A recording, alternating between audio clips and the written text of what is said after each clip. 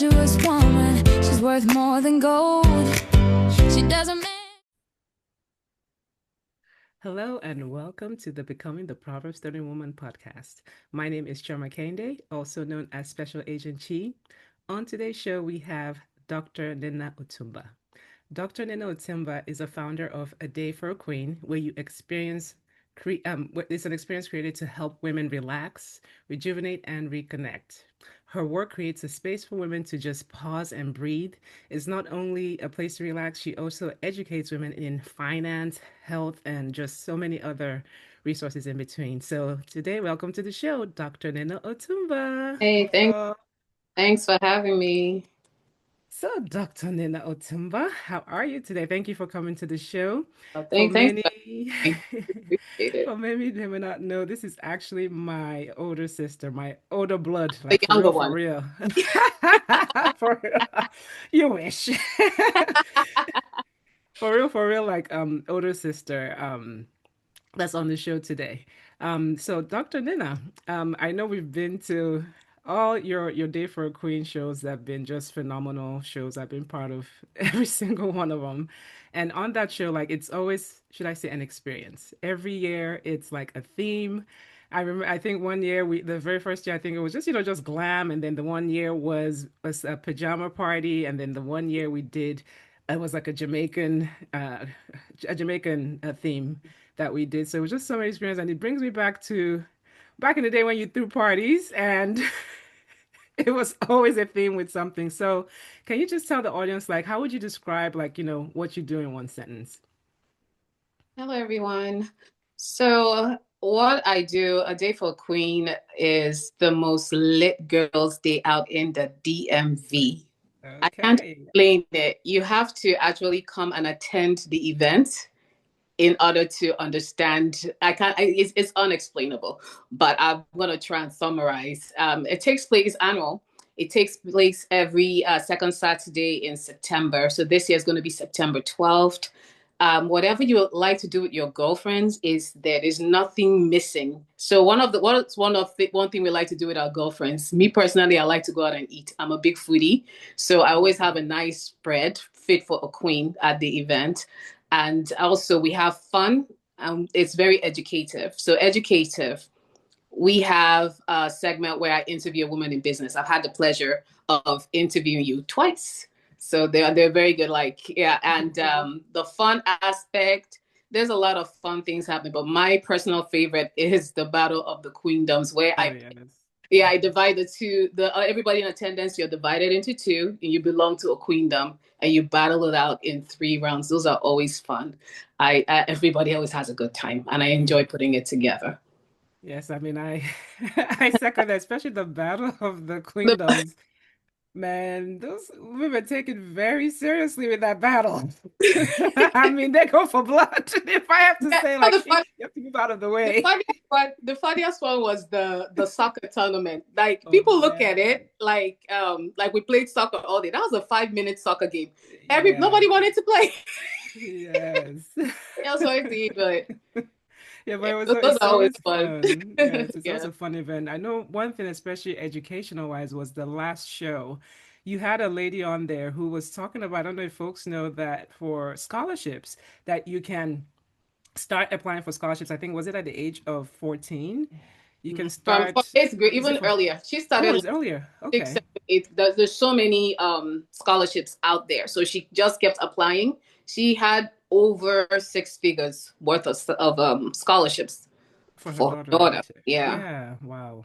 Yeah. I mean, it's just you learn things, even just from, was it life insurance was one that you did, of just certain things you could do with life insurance Yeah. as well. So, but it's just not, should I say, it's a day of fun, but it's very, very, should I say, you leave there relaxed and educated at the same time. So when did you first sense this calling, that God called you to do this work?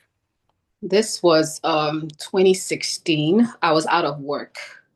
I had actually, I don't know what got in my head, but I quit my job without finding another job. So I didn't have a job for like a year, close to 2 years. I was looking for work. But that year, for some reason, I started reading the Bible cover to cover. And when I was looking at Queen Esther, something popped up to me like just to have an event for women and call it the Queen Esther project. That's when it came out first. But I think everything was anchored into so many experiences. So let me try and highlight the main ones. But I think the main anchor was when I was in pharmacy school. I had two classmates that just what they said impacted me a lot personally. What you associate with yourself with is what you become. So two things that they said. One of them I remember saying, there's no reason why all of us graduating shouldn't be able to set aside $10,000 every year and invest it. So that stuck in me. It just, planted that seed. So this was just information from associating. And then another one was talking about renting versus buying. I never thought about buying a home before, and just telling me how it builds equity and that kind of thing. And I noticed that after coming out from pharmacy school, I kind of stopped growing. And I think that happens to a lot of us. After you go to school, you just don't educate yourself. A lot of us are financially illiterate. So it was just that blend of, okay, I want something with women. I want women to come around, have fun, but also get educated in the process. And also when I became a wife, a mom, your wife, a mom, you know how your day goes. Yes. And it's hard to incorporate that. You kind of like it, after work, you deal with, running the household, you're tired. You don't have the energy to do anything else to associate, but you are not you stop growing. And I didn't realize I wasn't growing, because once I come home, all I want to do is sleep. So I just wanted to create a day for, it's not just for moms, busy women. Just come meet someone new. Don't just say this is my circle of friends and that's it. At some point in your circle, there's almost so much information you can get in your circle of friends. Try and meet one goal I set for myself this year is like, I want to meet at least one person new.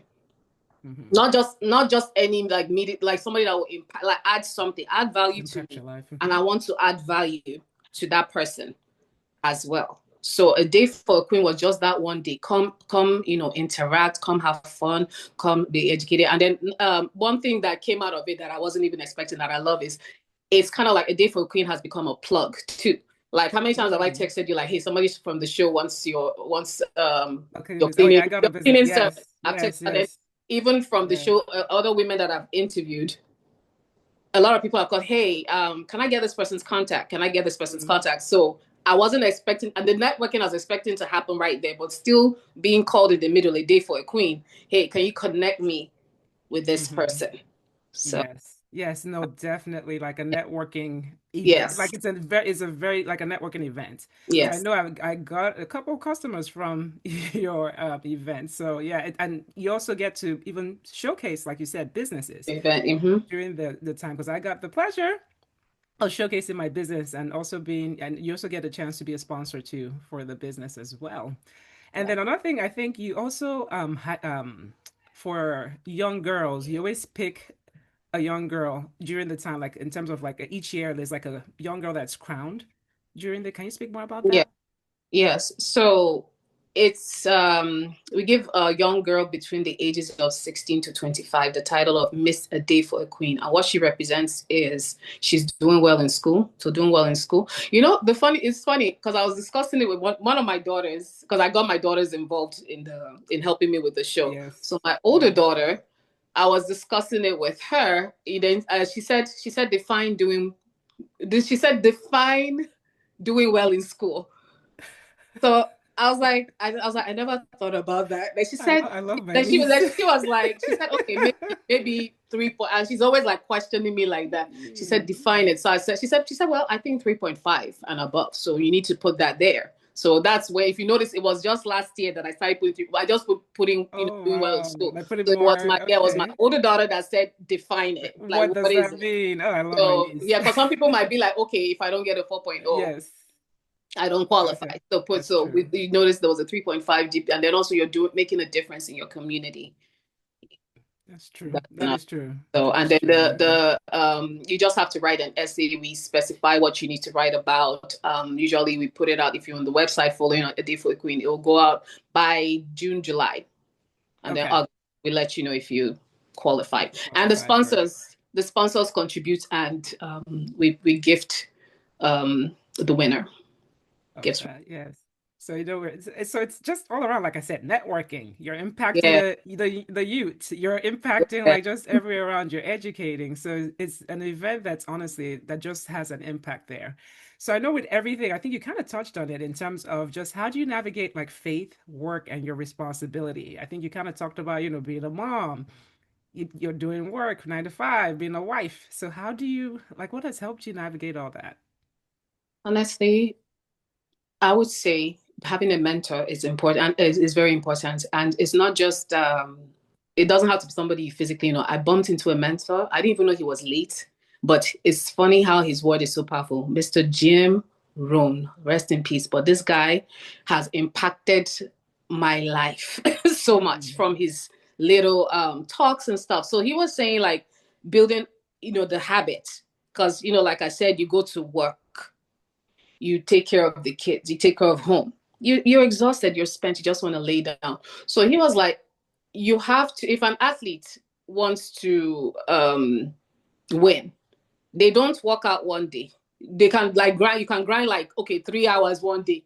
If you decide in the whole month that's all you're doing, versus somebody who is working out, putting in 15 minutes and building those muscles every day. the So consistency. he was like, okay, you got to, and habits, you can build a habit if you repeat something in 21 days, that habit, it becomes part of you. So he said, either you get up early, spend 30 minutes, set it, even if it's 15 minutes, those 15 minutes add up. So I started Mhm. doing it. Like it was so hard. It's so easy to add the snooze button. In fact, I know when the snooze button is about to go off, my hand is already like this. I will hit that snooze button. So I had to like really coach myself, just do it. Okay, what is, just what is it I'm trying to achieve here? So right now it's like second habit for me right now. Mm. I started waking up, I started doing the 30-minute thing. But then the alarm, and I set the alarm to work on it 30 minutes. After 30 minutes, I still want, like, I get like the juices are flowing and I don't stop. Sometimes I go an hour, 2 hours, Mm. but Mm. minimum, but every day. Imagine that, add 365 days Mhm. times those 30 minutes versus if I work on it when I feel like it. But now it's just, Mhm. in fact, I look forward Intentional. to waking up Mhm. early and Mhm. just, putting in that time in it. So that's what you just Yeah. got to train yourself. You just got to push those muscles, train it to Mhm. start doing that thing. Yeah, agreed. Being intentional. There's a book I Yeah. read, I don't know if you've heard that, The Compound Effect, where speaking of just consistency, how things can compound, just like you were saying, the 30 minutes has compounded to now you're even wanting to do it more. I think that in the book it talked about like, let's say you wanted to run like a marathon and just, you're not just going to start 30 minutes. Even if you just say, okay, I'll start 5 minutes a day, Mm-hmm. being consistent with it, it builds up. Same thing with investing. I think with anything, I think he was just saying the little Yes. you do, Let me. it I'll builds talk to you. compound. It's What you just said. compound. I'll say it wasn't what we're talking Yes. about, but I just want, because I Hmm. just feel somebody might need to hear this. Yes. Let me Yes. just talk about it. So back to, a lot of us, we might be book smart, right? But a lot of us were financial illiterates. Like we are what they say in Nigeria, no book. You don't I like, Just and for our for audience me, who are not Nigerian, it's a like lot of just us, don't you don't know book. You're understand. just When she you're say just no book, you're not it means like, and another is like you're not you're not financially smart. literate. You're not So smart. I Yeah, was you're not a smart enough. financial illiterate for over 20 years after graduating pharmacy school. This is my 20. So let me tell you what. Let me just, speaking of compounding, do you know, coming out, and I think that thing, when you're educated, you feel you know it all, that you don't Hmm. educate yourself more. So I was just living that. As soon as I started making more money, I upgraded my lifestyle. Hmm. So that gap of whatever I could have saved and invested was not there. So it's almost like I upgraded that bondage of, you know, just going in that rat race of working, paying bills. You don't know where your money is going. So, and a lot of these podcasts, like financial podcasts, one thing they kept saying was track your spending. Do you know, last year was the first time from January to December that I actually, even if I buy a piece of gum, everything has a category. If it's gas, I'll put anything to do with the car, gas, everything.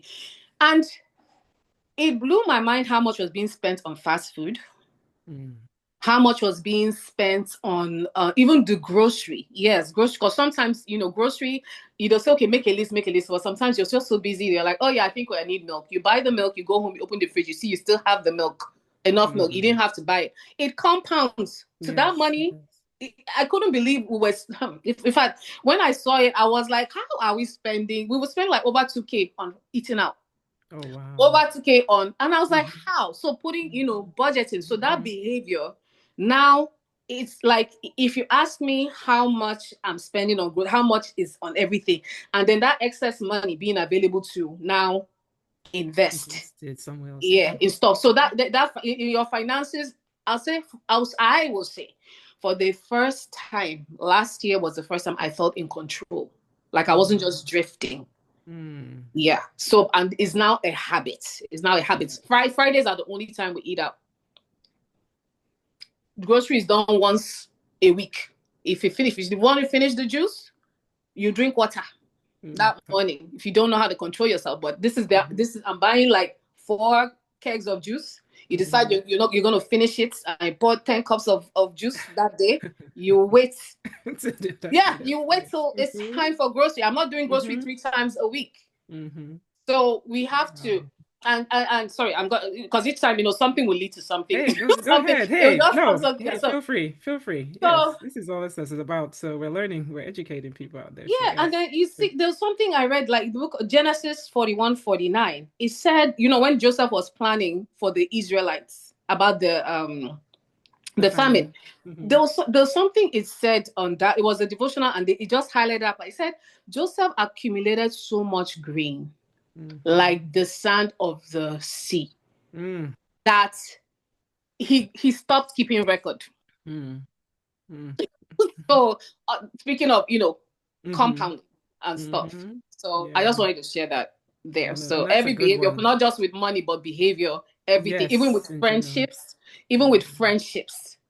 what you associate yourself with. Do a friend victory. I think that's what they call it. Every year, it's not like you're going to like inventory, friend victory. Yeah, look and see, is it how, and then increase your friends, add to your friendship group every year. People that will impact and add value to your life. People that are not acting value, don't cut them off because everybody has a use, but minimize how you associate. It affects you, it compounds. Their behavior will rub off on you. Everything will compound on your behavior. Yeah. That's true, especially with friendship groups. And just who you, should I say, surround yourself with. Like mind, honestly, you're even in terms of mind this thing, because I remember we used to have that argument of remember when we were in Nigeria, and we had the argument of would you send your school to is it like mindset, I should say. Is it okay, like in terms of, I think like nowadays, like sending your kid to college. And I think I was saying, like, is it really important to send the kids to college? Of just mindset. I think when you start, being around just different types of mindset, like it changes. It changes how you see things, of just like things. Not to say, college. I think the argument I'm talking about. Yeah. Not to say, that this thing, but it's like for real, who you surround yourself with and things that you listen to, what's in your ear gates, what's in your eye gates. That thing is very, very important of how it affects you. So what season in life and business would you say you're currently in? I would say I'm scaling, because the show it's been out since 2021. So now building and I think, because the idea came in 2016. It took 5 years, because I was just like I wasn't even sure if I was supposed to be doing it, just being fearful. So now I want to just grow the A Day for a Queen community. Okay. Yeah, so I'm scaling. So you told us about your business. So next up, is there anything you're offering in terms of like the business that you'd like to tell our audience? Not right now. Just the show is going to be on the 12th of September. Anything, you got to follow us on the Instagram, which I'm sure you will include there. So just follow us for anything. Yeah.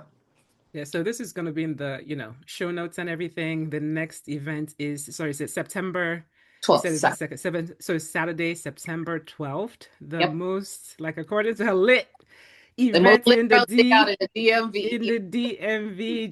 Just know that you're going to be there. So, this is the Becoming the Proverbs 30 Woman podcast. So, what should I say, quality of the Proverbs 31 woman do you identify with? Like, she was diligent, showed that she was stewardship, she had wisdom. So, what quality do you identify with the most? I would say stewardship. I had to really think. Like, I actually had to go read the whole The chat. thing, Good, good, just to good. make sure. So I think the verse that I identified with the most is verse 21, where it says, "When it snows, she has no fear because her household is clothed in scarlet."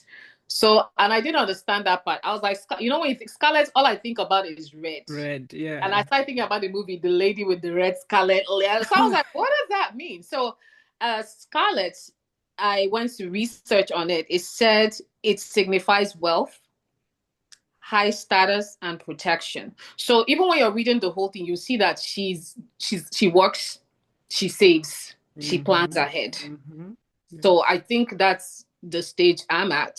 That's what I identify with the most, because is in accumulating wealth, it's not just about living the vida loca, spend and buy.